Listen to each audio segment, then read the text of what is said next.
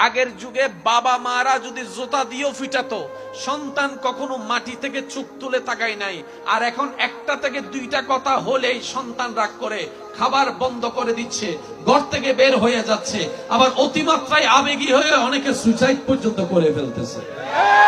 আমি শ্রদ্ধার সাথে মা বাবাদেরকে বলবো, সন্তান অপরাধ করলে, ভুল করলে অবশ্যই আপনি শাসন করবেন, কিন্তু শাসনের ধরনটা যেন সুন্দরভাবে হয়, তার আত্মসম্মানে যেন আঘাত না লাগে।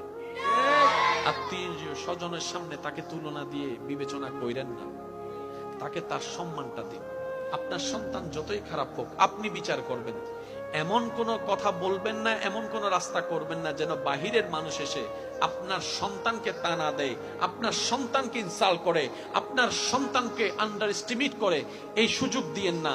তাহলে হবে কি, ওই সন্তানের অন্তর থেকে অটোমেটিক